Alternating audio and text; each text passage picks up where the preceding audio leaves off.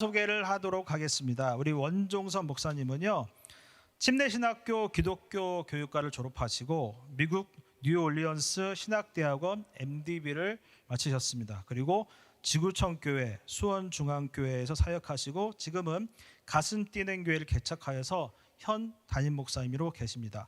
오늘 다 아는 이야기, 우리가 다 아는 이야기죠. 우리가 다 아는 이야기란 제목으로 오늘 하나님 말씀을 전해 주시겠습니다.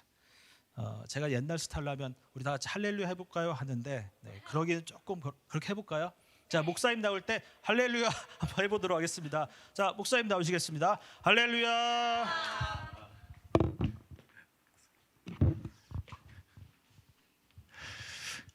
안녕하세요.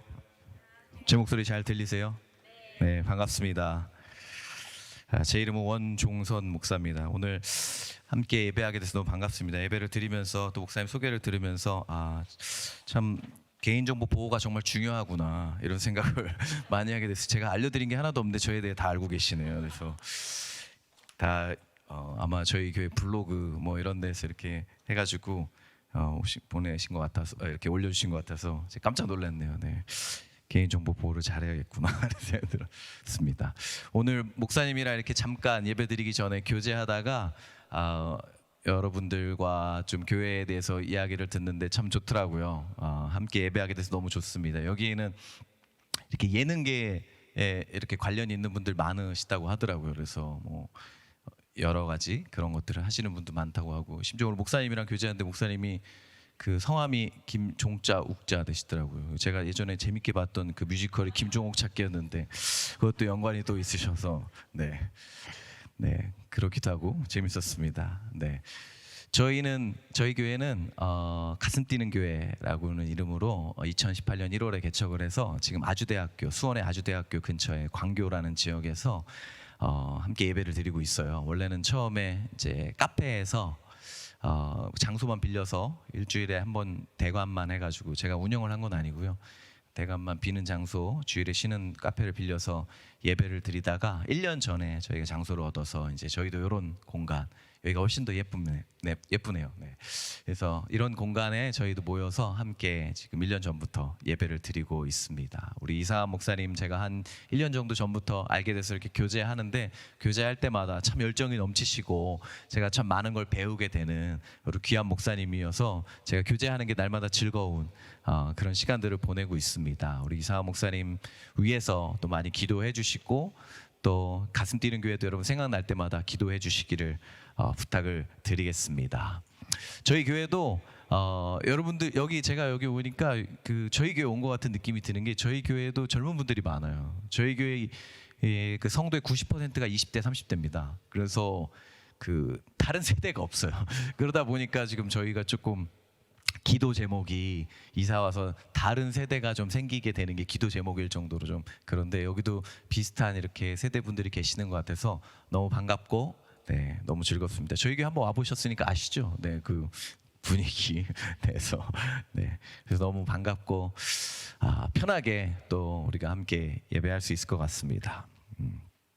제가 한번 기도하겠습니다. 하나님 감사합니다. 좋으신 아버지 하나님께서 오늘 우리 미션 리바이벌 교회로 모아주셔서 함께 예배하게 하는 은혜를 허락하여 주심을 감사합니다. 우리가 각자의 계획으로 각자의 의도에 따라 이곳에 온 것 같지만 하나님의 인도하심과 하나님의 이끄심이 없다면 우리가 이곳에 설 수 없었음을 고백합니다. 주님, 오늘 우리의 예배를 받아주시옵고 한마디 한마디가 나에게 하시는 말씀으로 새겨지는 그런 귀한 시간 되도록 주여 인도하여 주시옵소서. 그렇게 일하실 주님을 찬양합니다. 감사드리며 예수님의 이름으로 기도합니다. 아멘. 아멘. 여기 제가 신발 벗고 서야 되는 곳인가요? 슬리퍼 신어야 되는 건가요? 괜찮습니까? 네. 다음 주 이상한 목사님 오셔서 누구야? 막 이러면서 욕하시지 않을까 모르겠는데. 네. 오늘 말씀은 요한복음 3장 16절을 가지고 다 아는 이야기라는 제목으로 이렇게 말씀을 좀 나누려고 합니다. 어떤 교회에 한 목사님이, 이제 기존에 계셨던 목사님이 은퇴를 하시고 사임을 하시게 되면서 새롭게 목회자를, 담임 목사님을 청빙하는 절차를 갖게 됐습니다. 이렇게 청빙을 하게 되면 뭐 목사님들 이렇게 서류도 받고 또 면접도 보고 다 똑같이 직장에 가는 것처럼 교회도 그렇게 하거든요. 청빙위원회를 구성해서 그렇게 하게 됩니다. 그렇게 쭉 구성을 하고 청빙위원회를 하게 되다가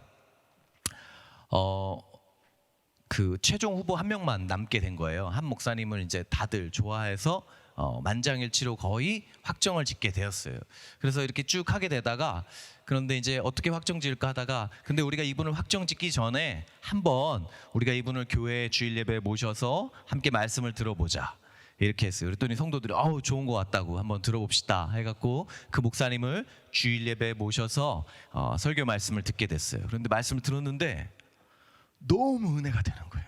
성도들이 다 너무 은혜가 되고 그 말씀에 깊이 빠지고 깊이 묵상될 정도로 너무 좋았던 거예요. 그래서 우리 목사님을 담임 목사님으로 모십시다 막 이렇게 결정한 거예요. 그런데 한 지혜로운 장로님이 이렇게 제안을 하셨어요. 한 주 이렇게 들은 건 너무 좋고 은혜가 됐지만 우리가 그냥 한 주 만에 결정하지 말고 우리 한 번 더 모셔서 들어보면 어떨까요? 그랬더니 너무 좋은 것 같다고. 그래서 한 주 더 주일에 모셔서 말씀을 듣기로 결정하고 모셨습니다. 그래서 설교 말씀을 들었는데 지난주에 했던 그 말씀을 또 전하고 계시는 거예요. 성도들이 고개를 좀 갸우뚱 하기 시작했어요. 뭐지? 교회를 혹시 착각을 하고 잘못 생각하시고 혹시 본문을 착각하신 건가? 그래서 막 성도들이 웅성웅성 되기 시작했죠. 어떻게 해야 되지? 어떻게 해야 되지? 그러다가 그 제안하셨던 장로님이 한 번 더 이렇게 얘기하셨어요. 그러면 우리가 목사님 헷갈리셨을 수도 있으니까 한 번만 더 모셔서 말씀을 들어봅시다 해갖고 한 주 더, 이제 3주째죠. 한 주 더 모셔가지고 말씀을 들었어요. 그래서 모셔서 설교를 하셨는데 또 똑같은 말씀으로 설교를 하시는 거예요. 3주 연속이죠. 그 사람들이 더 소리가 웅성웅성 되기 시작했어요. 아니 이 목사님 뭐야? 우리 교회를 뭘로 보고 이렇게 똑같은 얘기를 계속 하시는 거야. 교회를 착각하신 거야 뭐야? 그래서 막 웅성웅성 되면서 이분 모셔야 되는 거야 말아야 되는 거야 막 갑자기 의견이 나뉘어지기 시작했어요. 그래서 막 모셔야 되느냐 말아야 되느냐 뭐 결정이 막 의견이 분분하고 막 결정을 못 하고 있을 때 다시 한번 제안했어요. 그래서 그러면 우리 한 번만 더 우리 설교로 말씀을 한번 들어봅시다. 네 감사합니다. 갑자기 빛이 나네요 얼굴에서. 한 번만 더 우리 하나님 목사님 모셔서 말씀을 한 번 더 설교 말씀을 들어봅시다. 그리고 우리가 진짜 마지막 한 번 더 듣고 결정합시다. 딱 해서 모셔서 말씀을 들었는데 또 똑같은 말씀, 네 번째 똑같은 말씀으로 설교를 막 하시는 거예요. 그래서 듣다가 이게 이제 네 번째 들으니까 앞에 부분만 들어도 이게 무슨 말씀인지 대충 알잖아요, 그렇죠? 딱 나왔는데 그 얘기를 하니까 앞에 계시던 한 장로님이 참다가 너무 화가 나서 설교 시간 도중에 벌떡 일어나신 거예요. 그리고 얘기했어요. 아니 목사님, 이 설교 지금 네 번째 목사님 똑같은 설교하고 있는 겁니다. 우리 교회 오셔갖고 지금 4주째 똑같은 설교하고 있습니다. 그거 이미 우리가 다 아는 얘기입니다. 아니 어떻게 목사님 한 교회 와서 네 번째 똑같은 설교를 하실 수 있습니까? 목사님 다른 설교 하셔야 되는 거 아닙니까? 막 이렇게 설교 도중에 앞부분에 일어나갖고 막 얘기하신 거예요. 그랬더니 그 목사님이 설교를 멈추셨어요. 그리고 그 장로님을 보시고 그다음에 교인분들, 성도분들을 다 보신 다음에 이렇게 얘기하셨어요. 네, 맞습니다. 만약에 여러분들이 여러분의 삶에서 이 제가 지금 드린 설교를 들었다는 걸 보여주십시오. 그러면 제가 다음 설교하겠습니다. 제가 보니까 여러분들이 설교를 삶에서 들은 것처럼 보이지 않습니다. 여러분 이 설교를 들었다는 것을 여러분의 삶에서 보여주십시오. 그럼 제가 다음 설교하겠습니다. 그렇게 이야기하셨대요. 여러분 이야기가 무슨 말일까요? 뭐 지어낸 얘기인지 실제로 있었던 일인지 잘 모르겠어요. 지어낸 얘기 같아요. 왜냐하면 실제로 이렇게 했다면 4번까지 기회도 안 주지 않을까 이런 생각도 들기 때문에. 근데 여러분 이 이야기가 말하고 있는 게 뭘까요? 우리가 이미 다 알고 있어. 난 이미 다 아는 설교야. 이미 다 알고 있다고 생각하지만 그 다 알고 있다는 내용이 내 실제 삶에서 정말 그렇게 살고 있느냐는 전혀 다른 내용이라는 거죠. 여러분 우리가 설교를 많이 듣고 여기 모태신앙에 계신 분들도 많이 계실 거고 모태신앙이신 분들도 많이 계실 거고 중간에 죄송한데 물 하나만 주실 수 있을까요? 중간에 신앙을 이렇게 얻게 되시고 예수를 믿으신 분도 계시겠지만 예수를 믿든 안 믿든 우리가 제일 많이 들어봤던 성경 말씀을 하나만 꼽자면 뭘까? 아마 오늘 본문으로 우리가 살펴본 요한복음 3장 16절이 아닐까 생각이 됩니다. 그렇죠? 제가 안 믿는 분들이랑 독서 모임을 하는데 안 믿는 분들도 이 3장 16절 말씀을 아시더라고요. 아실 뿐만 아니라 한 60, 70%, 한 80%는 외우시더라고요. 그래서 어떻게 교회도 안 다니는데 이걸 외우세요? 그랬더니 아니 이거 너무 많이 들어가지고 안다고 막 이렇게 얘기하실 정도로 너무 흔한 말씀이시죠. 네, 감사합니다. 네. 여러분 중에 이 성경 말씀을 처음 들어보신 분 계세요? 없을 겁니다. 아마 외우라고 하면 정확히 다 외우지는 못한다 할지라도 대부분 어느 정도는 외우기 제일 쉬운 말씀이 오늘 이 말씀일 거예요. 그러나 이 말씀의 진정한 본래의 의미, 이 안에 담겨있는 깊이 있는 의미와 그 말씀이 우리 안에 어떻게 역사하는지를 깨닫고 살아가느냐라고 묻는다면 그 질문에 대답할 수 있는 사람은 똑같이 내 이 말씀을 안다고 하는 사람과 똑같은 수는 아닐 거라고 저는 생각이 들어요. 그런 말씀이 오늘 바로 우리가 읽은 요한복음 3장 16절의 말씀이죠. 저는 이 말씀을 통해서 그래서 제목도 다 아는 이야기죠. 그렇죠? 다 안다고 생각하는 이 다 아는 말씀이 오늘 이 시간의 말씀을 통해서 여러분에게 그냥 다 아는 이야기로 들리지 않고 내게 새롭게 역사하는 말씀, 그래서 살아서 역사하고 내 삶을 변화시키며 인도하는 그런 말씀, 이제는 그냥 아는 말씀이 아니라 나의 삶을 이끄는 그 말씀으로 여러분들에게 다가오게 되시기를 예수님의 이름으로 축복합니다. 아멘이시죠? 아멘. 아멘.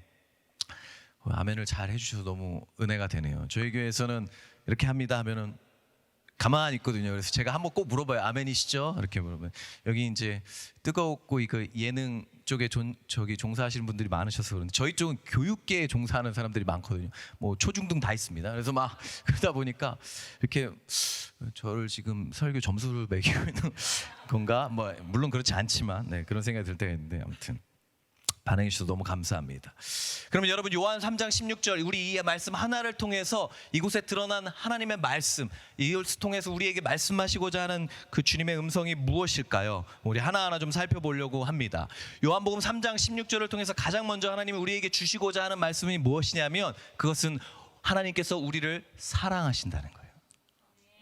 요한복음 3장 16절이 처음에 어떻게 시작하죠? 하나님이 세상을 이처럼 사랑하사 라고 시작합니다. 영어 성경으로 하면 뭐죠? God so loved the world 이렇게 써 있잖아요. 그렇죠? 하나님이 세상을 사랑하셨다는 거예요. 여러분 이 말씀을 이 말씀을 누구한테 한 건지 아세요? 이 말씀을 요한복음 3장에 니고데모에게 한 겁니다. 밤중에 예수님께 찾아온 니고데모와 대화를 하시다가 하나님께서 니고데모에게 이 이야기를 하셨어요. 하나님이 세상을 이처럼 사랑하셨다고. 근데 이 이야기를 들었을 때 니고데모는 굉장히 큰 충격을 받았을 겁니다. 듣는 니고데모에게 이 말씀은 그냥 우리가 지금 접하는 것처럼 하나님이 세상을 사랑하시는구나 라고 들리는 말씀이 아니라 뭐라고? 라고 생각하게 되는 말씀입니다. 왜냐하면 니고데모는 유대인이에요.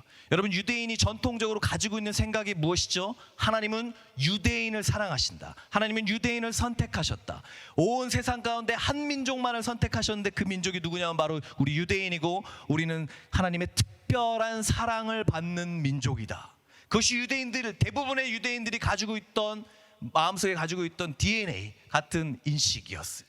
그런데 하나님이 니고데모가 예수님을 만났는데 밤중에 찾아온 니고데모에게 예수님이 뭐라고 말씀하시니까? 아니 하나님이 유대인을 사랑하시는 것이 아니라 하나님이 세상을 사랑하시오.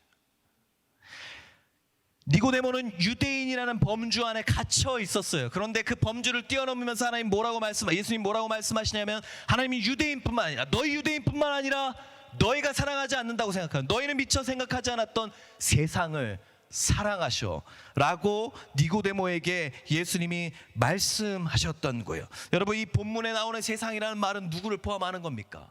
바로 저희들, 여러분, 우리를 포함하고 있는 말인 것이죠. 하나님을 아직 모르고 있었던 사람들 향해 펼쳐질 주님의 사랑에 대해서 이야기하고 있었던 것이죠. 하나님의 사랑은 여러분 우리의 능력을 요구하지 않습니다. 선택받은 유대인들만 그 사랑을 받을 수 있다. 주님은 그렇게 말씀하지 않으셨어요. 부족한 여러분도 부족한 저도 주님이 사랑한다고 이야기하고 있는 것이죠. 그것이 성경에 가장 먼저 요한복음 3장 16절이 이야기하고 있는 말씀이에요. 하나님이 우리를 사랑하신다는 거예요. 그럼 여러분, 하나님이 우리를 얼마나 사랑하시나요?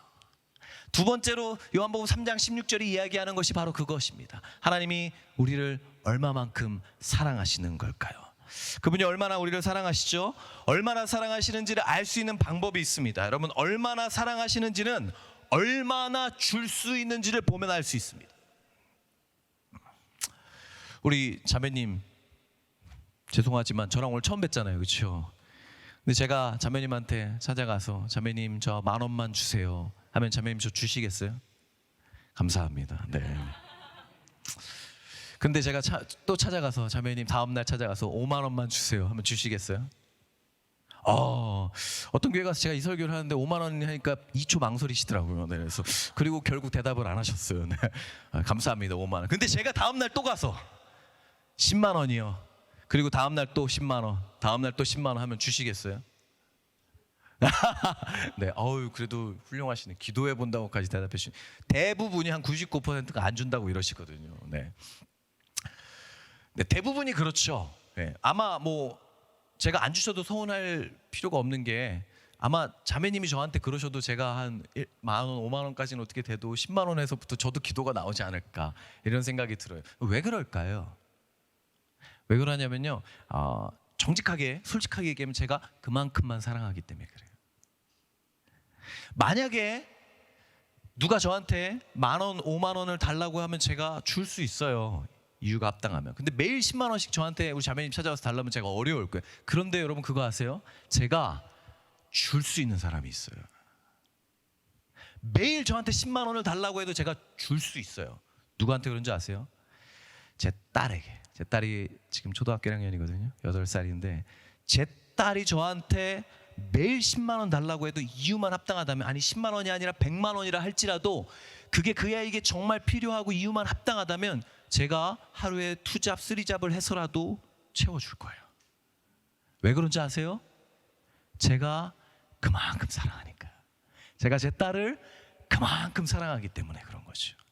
여러분, 얼마나 줄 수 있는지를 보면 얼마만큼 사랑하는지를 알 수 있어요. 누가 여러분들에게 제일 많이 주셨죠? 네, 부모님이죠. 부모님. 여러분의 부모님이 제일 여러분에게 지금까지 자라오면서 제일 많이 주셨잖아요. 왜 그렇죠? 제일 많이 사랑하시니까. 예. 얼마만큼 주는가를 보면 얼마만큼 사랑하는가를 알 수 있어요. 그런데 여러분, 요한복음 3장 16절이 뭐라고 얘기하는지 아세요? 하나님께서 세상을 이처럼 사랑하사, 그 다음에 뭘 주셨대요? 독생자를 주셨대요. 하나밖에 없는 아들을 누구에게 주셨대요? 우리에게 주셨다고 이야기합니다. 하나님이 우리를 너무 사랑하셔서 우리에게 무언가를 주셨는데, 그분이 우리에게 주신 게 뭐냐면 하나밖에 없는 아들을 주셨다는 거예요. 그리고 얘기하시는 거예요. 이만큼. 어떤 선교사님이 선교사님들 집회에 가셔 초청받아서 이렇게 가시게 됐습니다. 해외에서 선교사님들, 그 지역 근처의 국가들에 모여있는 선교사님들을 다 모아놓고 한 몇십 명, 몇백 명 되셨던 것 같아요. 모아놓고 한 선교사님이 말씀을 전하게 되셨어요. 말씀을 전하다가 이렇게 물어보셨어요. 여기 계신 분들 다 선교사님 아닙니까? 그렇죠? 다 자신의 삶을 주님께 드리기로 헌신한 거예요. 한국 오는 게 막 5년에 한 번, 10년에 한 번 올 정도로 그 모든 걸 포기하고, 모든 관계, 모든 시간, 모든 재정, 모든 에너지를 다 포기하고 이 자리에 앉아 계신 분들 아닙니까? 그렇다는 거예요. 다 앉아 계시죠. 제가 제안 하나만 하겠습니다. 여러분, 만약에 여러분 주님의 나라의 끝을 보기 위해서, 하나님의 온 열방의 복음화가 되는 걸 보기 위해서 이 자리에 오신 분들 아닙니까? 그렇다면 제가 제안을 하는데 여러분 한번 대답해 보세요. 만약에 예수님이 이 자리에 오셔서 여러분들에게 한 가지 제안을 하시는 거예요. 너네 그렇게 복음화에 열심히 했는데 내가 너무 은혜 받았다, 내가 너무 감동 받았어, 그래서 내가 1초 만에 온 세상을 복음화하게 해줄게, 예수 다 믿게 해줄게. 근데 하나만 제안이 있어. 너희 자식 중에, 너희 피부치 네가 낳은 자식 중에 하나만 나한테 갖다 바쳐. 그러면 내가 온 세상 1초 만에 복음화 하게 해줄게 라고 한다면, 예수님이 만약에 나타나셔서 그렇게 제안하신다면, 여기 선교사님 중에 자기 자녀를 예수님께 그렇게 바칠, 그렇게 드릴 분이 있으십니까? 라고 물어보니까 거기 계셨던 선교사님 중에 아무도 대답하지 않는 거예요. 조용한 거예요.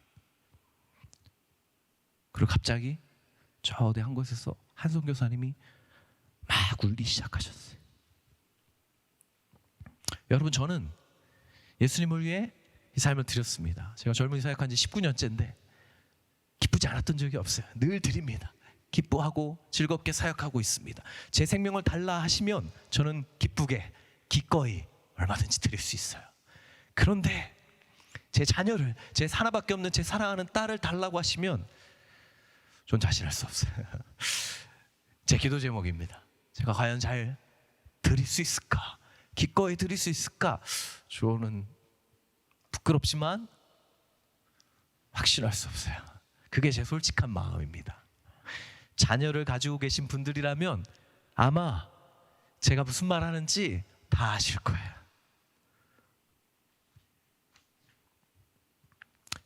자녀를 준다는 건 내 목숨을 주는 것보다 훨씬 더 쉽지 않은 일입니다. 근데 여러분, 하나님이 뭘 하셨는지 아세요? 단 하나밖에 없는 그 자녀, 단 하나밖에 없는 내 아들을 우리를 위해 내어주셨어요. 그게 주님이 우리를 위해 하신 일입니다. 얼마만큼 사랑하는지는 얼마나 줄 수 있는지를 보면, 무엇을 줄 수 있는지를 보면 알 수 있어요. 하나님이 자신의 하나밖에 없는 아들을 주시면서 보여주신 거예요. 사랑을. 옛날 목사님이 그런 얘기 하셨어요.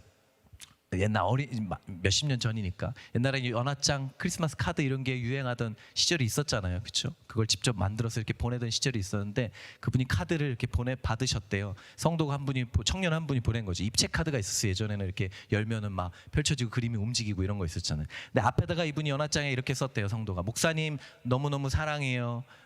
목사님 새해 복 많이 받으세요, 이렇게 했대. 그리고 그다음에 얼만큼 이렇게 썼대요. 그리고 물음표 한 다음에 카드를 딱 열었더니 손이 이렇게 펼쳐지는 거예요. 이만큼, 이렇게 재밌게 입체 카드를 얼만큼, 이만큼. 그게 목사님이 재밌으셔서 열었다 닫았다 열었다 닫았다 이렇게 계속 하셨대요. 근데 그러다가 요한복음 3장 16절에 이 말씀의 의미를 깨달았더래요. 하나님이 세상을 이처럼 사랑하사의, 그 이처럼이 그냥 이처럼이 아니라 이처럼 이구나 를 알게 되셨다는 거예요. 여러분, 여기 이처럼에 담겨 있는 게 뭡니까? 내가 내 아들을 아끼지 않고 너에게 줄 만큼, 얼만큼? 내가 내 아들을 너희에게 기꺼이 내어줄 만큼 너희를 사랑한다. 얼만큼? 이만큼. 여러분, 요한복음 3장 16절을 읽을 때 하나님이 세상을 이처럼 사랑하사 이렇게 읽으시면 잘못 읽으신 겁니다. 요한복음 3장 16절을 읽을 때 그렇게 읽으시면 안 돼요. 하나님이 세상을 이처럼 사랑하사.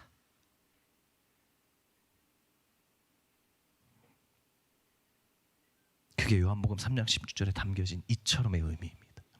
주님이 우리를 그렇게 사랑하시는 거예요.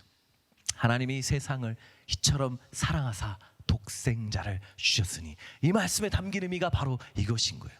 이 예수 그리스도를 믿을 때 주님은 독생자를 주심을 통해서 우리에게 복음을 주셨습니다. 근데 이 복음을 알게 될 때, 이 예수 그리스도가 우리에게 오게 될 때 예수 그리스도만 오게 되는 것이 아니라 이 복음과 더불어 주님께서 우리에게 선물을 주십니다. 우리가 맥도날드에 가서 해피밀 세트를 사면 햄버거만 주지 않죠. 뭘 주죠? 장난감을 주잖아요. 선물을 주잖아요. 그것처럼 복음을 우리가 받아들이게 될 때, 예수 그리스도가 우리에게 오셨을 때 그분만 오신 것이 아니라 그분으로 말미암아 주는 놀라운 선물을 두 가지를 주었다고 3장 16절은 얘기해요. 첫 번째가 뭡니까? 멸망하지 않는 것이에요. 첫 번째 선물은 멸망하지 않는다는 겁니다. 이렇게 얘기하면 사람들이 질문해요. 아니, 멸망하지 않는 게 뭐가 선물입니까? 그거 당연한 거 아닙니까? 아니에요, 여러분. 예수를 믿으면서 우리가 가장 많이 오해하는 게 있어요. 여러분, 지옥 가기 위해서, 지옥 가려면 우리가 뭘 해야 합니까? 뭘 해야 되죠? 어떤 애한테 물었더니 아빠한테 물어보더래. 아빠, 지옥 가기 위해서 우리가 뭘 해야 되는지 알아? 지옥 가기 위한 제일 쉬운 방법이 뭔지 알아? 뭐야? 그랬더니 가만히 있으면 돼. 가만히 있으면 돼요, 여러분. 그렇죠? 가만히 있으면 우리는 태어나서 아무것도 안 하고 가만히 있다가 죽으면 우린 지옥 가는 존재입니다.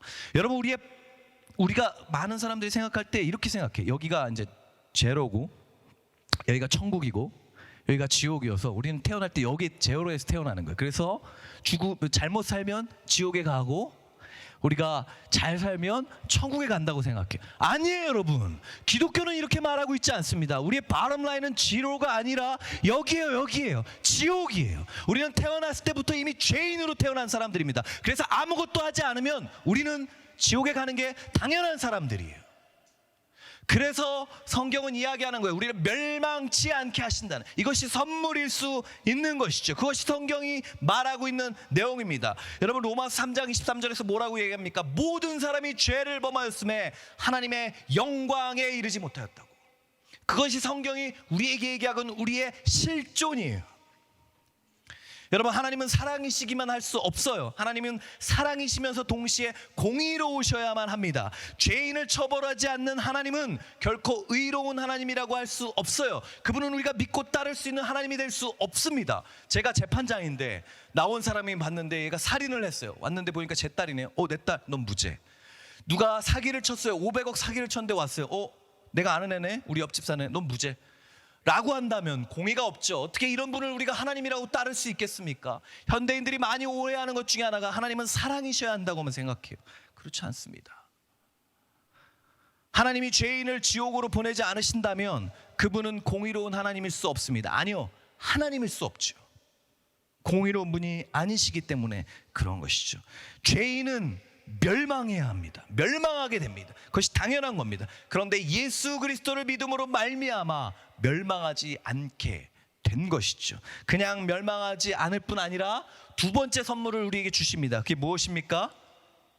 멸망치 않고 뭘 주신다 그랬죠? 영생을 주신다고 얘기합니다. 영원한 생명을 얻게 한다고 이야기하고 있어요. 여러분, 영원한 생명이 뭡니까? 영생이 뭡니까? 를 물으면 제일 간단한 대답은 뭐죠? 영원히 사는 거죠. 그렇죠? 근데 여러분, 단순히 여기서 말하는 영생은 그냥 단순히 영원히 사는 것을 이야기하지 않아요. 아무런 목적도 없이 아무런 생각도 없이 영원히 살고 있다고 생각해 봐요. 그냥 가만히 이러고 영원히 살고 있어. 무슨 의미가 있어요, 여러분? 우리가 생명이 있는데 식물인간 같은 안타까워하는 이유가 뭡니까?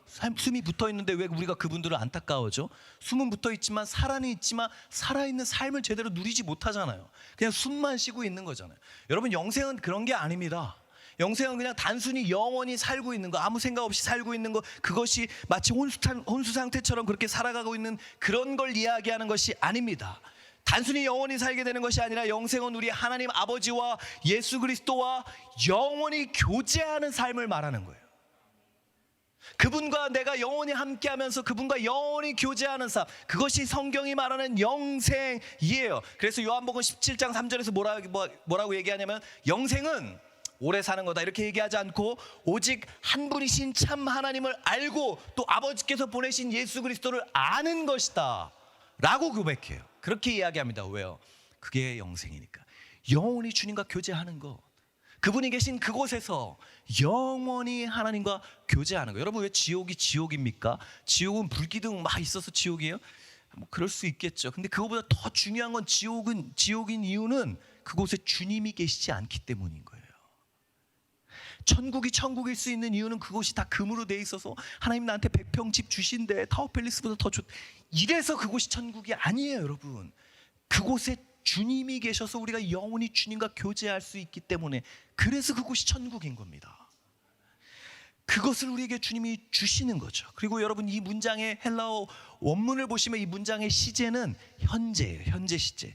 현재 시제는 뭐냐면 영원한 생명이, 우리가 복음을 얘기할 때 너 이제 예수를 믿었으면 너 열심히 여기서 잘 살다가 나중에 죽으면 천국을 가면 영원한 생명을 얻게 될 거야 라는 게 아니라는 거예요. 영원한 생명은 현재 시제입니다. 그 무슨 말이죠? 예수님을 받아들이는 그 순간부터 내가 얻게 되는 것이라는 거예요. 여러분, 영생은 천국 가서만 우리가 죽게 낸 다음에만 얻게 되는 것이 아니라 지금 이 땅에서 지금 이 순간에 예수님을 믿고 있다면 우리가 경험할 수 있는 놀라운 신비입니다. 주님과의 깊은 교제, 풍성한 삶으로서의 교제가 시작되는 것이죠. 그것이 하나님이 말하고 있는 영생입니다. 이 땅에서 이미 시작되고 그곳에서 완성될 그것이 영생인 거예요. 그것을 주님께서 우리에게 선물로 주신다는 거예요. 두 가지 선물 뭐라고요? 멸망치 않고 영생을 얻게 한다는 것. 이것이 요한복음 3장 16절에 담겨져 있는 겁니다. 영원한 생명의 가장 큰 기쁨은 주님과 교제하는 거예요. 그분을 날마다 더 알아갈 수 있다는 거예요. 제 소원이 두 가지입니다. 제 평생의 소원을 물어보면 항상 저는 이렇게 대답합니다. 첫 번째, 어제보다 오늘, 오늘보다 내일 하나님을 더 사랑하는 것. 어제보다 두 번째 소원, 어제보다 오늘, 오늘보다 내일 더 하나님을 알아가는 것. 그게 복음이 주는 기쁨입니다. 그것이 영생이 주는 주님과의 깊은 선물이죠. 이것은 내가 예수를 믿는 순간부터 선물로 주어지게 되며 그것을 지금부터 누릴 수 있게 되고 주님 앞에 서게 되는 날 더욱더 깊은 교제로 완성되게 될 거예요. 그래서 고린도전서 13장 12절에 이렇게 얘기해요. 우리가, 제가 한번 읽어드릴 테니까 잘 들어보세요. 우리가 지금은 거울로 보는 것 같이 희미하나 그때가 언제죠? 주님을 직접 만나게 될 때. 그때는 얼굴과 얼굴을 대하여 볼 것이요. 지금은 내가 부분적으로 아나 그때에는, 주님을 만나게 될 때는 주께서 나를 아신 것 같이 내가 온전히 알리라. 이것이 요한복음 3장 16절에 나타난 우리에게 말씀하고 있는 예수님의 사랑인 겁니다.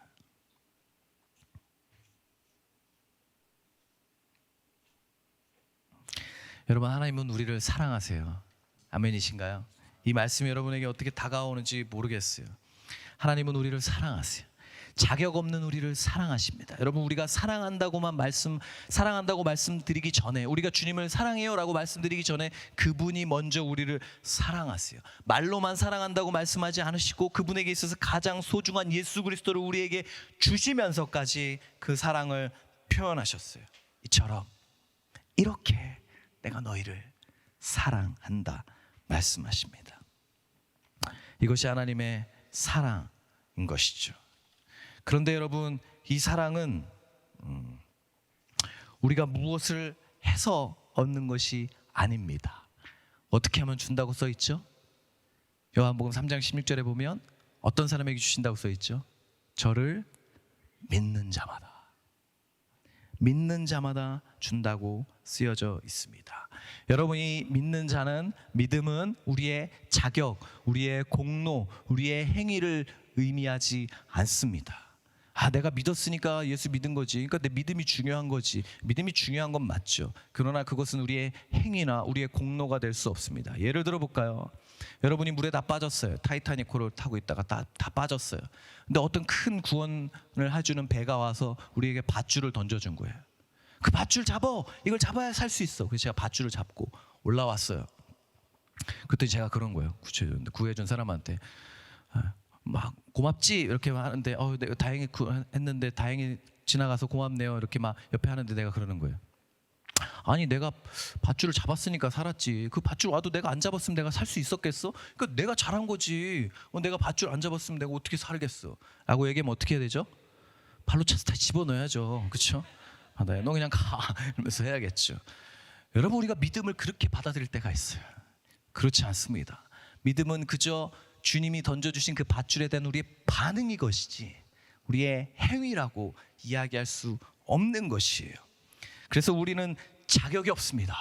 우리는 그것을 받을 만한 자격이 없어요. 제가 뭔가를 많이 가지고 있었기 때문에 저한테 그 밧줄이 던져진 것이 아닙니다. 제가 잘생겼기 때문에 그 밧줄이 던져진 것이 아니라 주님이 자격 없는 우리에게 던져주신 것이고 내민 손을 우리가 그저 잡았을 뿐인 것이죠. 여러분, 이걸 잊어버리시면 안 돼요.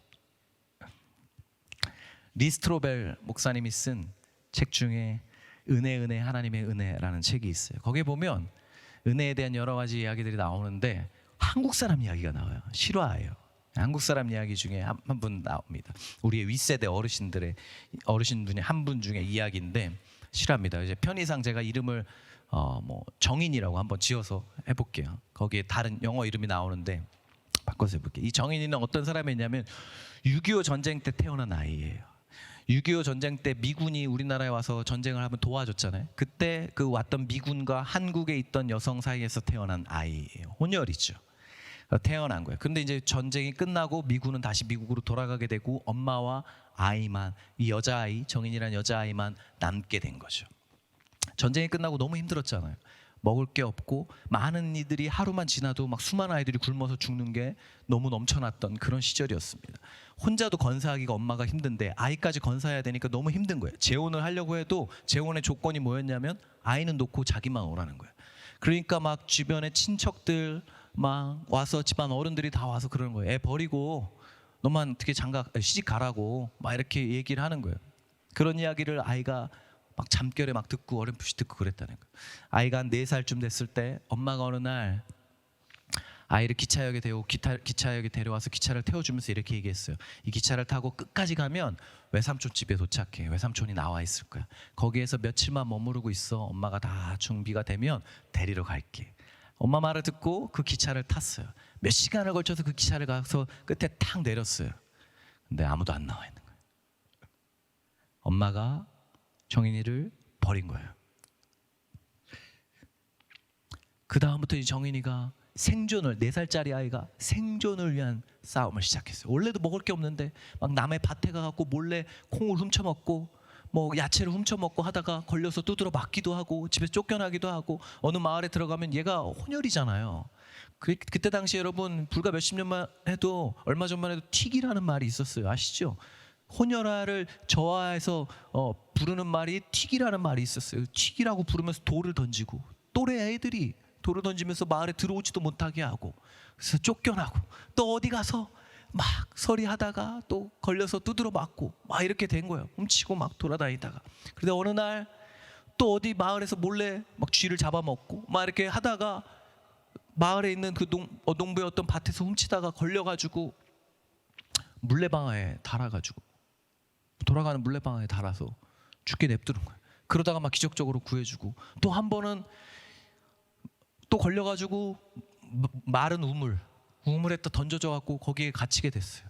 사람들이 아무도 돌아보지 않고 이제 죽기 일보 직전에 이 아이가 길을 지나가던 어떤 여성 간호사에게 기적적으로 숨이 끊어지기 직전에 구출을 받게 돼요. 그리고 이 간호사가 이 정인이를 고아원에 맡기게 됩니다. 고아원에서 다행히 이제 살아가게 됐죠. 근데 그때 고아원도 뭐 마찬가지로 여러 가지 상황이 열악했었어요. 잘 씻을 수 있는 환경도 잘 없고 먹을 수 있는 것도 환경도 많이 없다 보니까 배짱 말랐고 머리에는 이가 가득했고 때가 가득하고 옷도 막 일주일에 한 번 갈아입을까 말까 이런 상황이었죠. 굉장히 어려웠어요. 그런데 잘 곳이 있다는 것이 그나마 다행인 곳, 그런 곳이었어요. 근데 어느 날 고아원에서 한 2, 3년의 시간이 흘렀는데 한 7, 8살 요쯤 됐을 때 한 외국인, 미국인 부부가 정장을 입은 미국인 부부가 고아원에 찾아왔다는 거예요. 너무 신기해. 키가 너무 크고 깨끗한 옷을 입은 부부가 찾아와서 너무 신기해서 이렇게 쳐다봤대요. 근데 조금 있다가 원장님이 자기를 부르더라는 거예요. 근데 아이를 고아원에 맡겨진 갓난 아이를 깨끗이 씻겨가지고 데려오라는 거예요. 그래서 깨끗이 씻겼죠. 아예 데려가려나 보다 해갖고 깨끗이 씻기고 볼도 막 꼬집어갖고 막 좀 빨갛게 보이게 하고 막 이렇게 해갖고 잘해갖고 아이를 데려갔대요.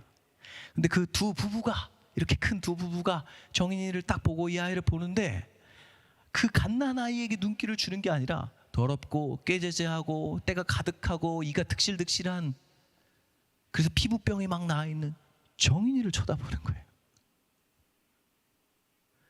그리고 손을 내밀더래요. 근데 정인이가 너무 놀라서 어떻게 했냐면 그 손에다 침을 뱉었어요.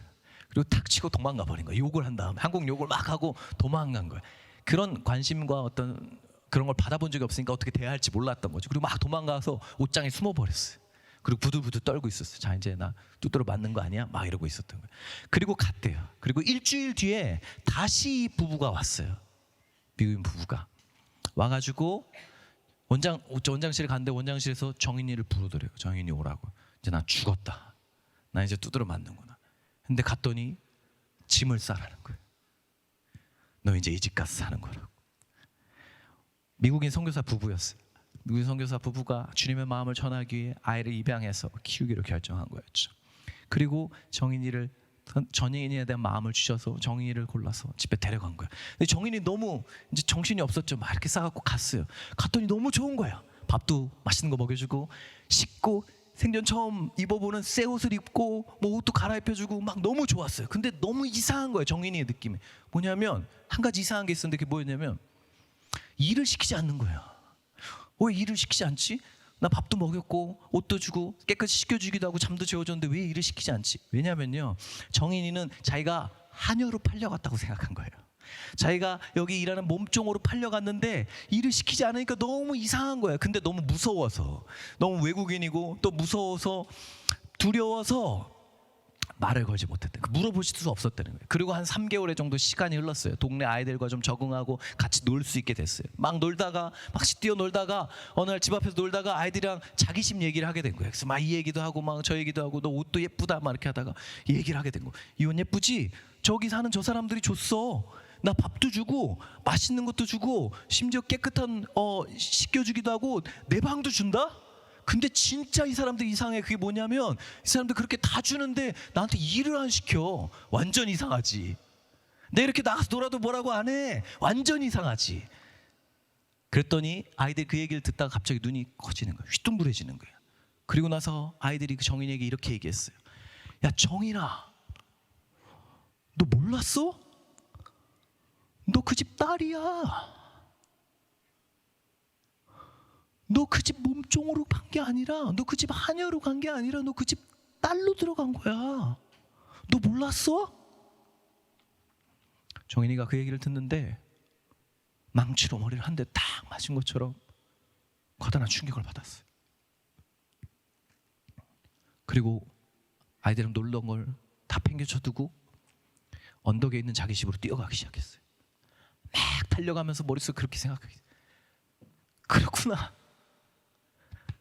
나 딸이었어.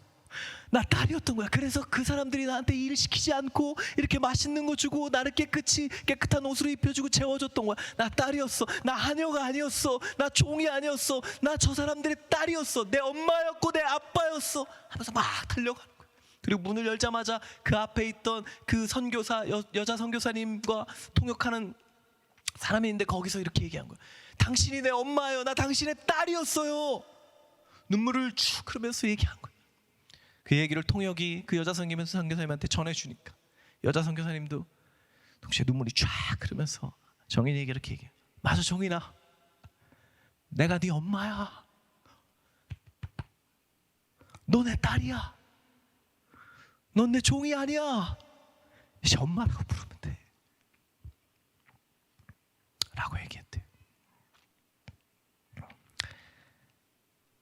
여러분, 이게 성경이 말하고 있는 우리의 모습입니다.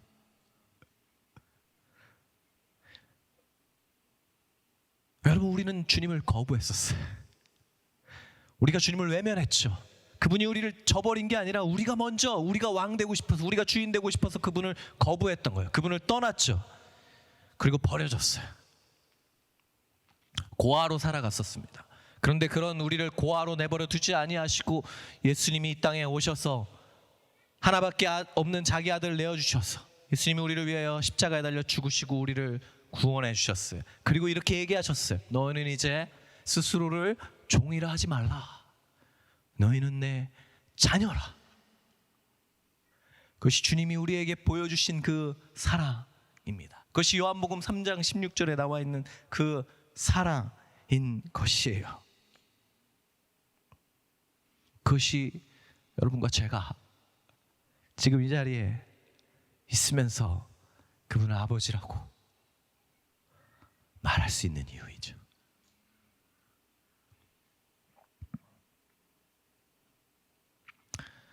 사랑하는 여러분, 미션 리바이벌 교회 오니까 너무 좋네요. 아멘도 잘해주시고. 우리가 누구인지를 잊지 않았으면 좋겠습니다.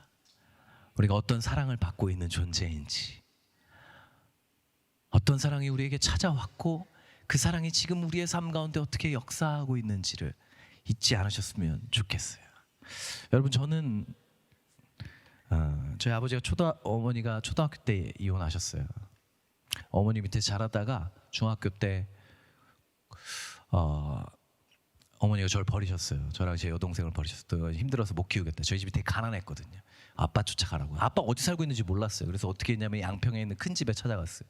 그랬더니 큰아버지가 이제 아버지한테 연락해줘서 아버지가 그날 밤에 저를 데리고 제 여동생이랑 데리고 가서 신당동에 집을 얻어서 거기서 제가 살게 됐었죠. 제 어린 시절에 마음 안에 들었던 생각은 뭐였냐면 나는 사랑받는 존재가 아니다라는 생각이었어요.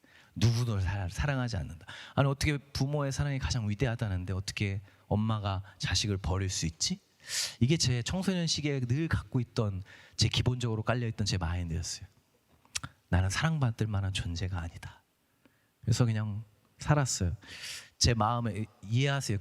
지금 제가 이런 용어를 쓴다는 게 아니라 그때 당시에 이런 용어를 썼다는 건데 그때 당시는 뭐라고 했냐면 이 그지 같은 세상 불이나 지르고 빨리 떠야지. 그런 게 이제 제 마음 안에 있었던 사람이 저였어요. 열등감, 비교의식, 피해의식에 가득 차서 맨날 싸움닭으로 그렇게 살았죠. 좋은 말을 상대방이 누가 나한테 칭찬을 해줘도 그걸 칭찬으로 받지 못하는 거.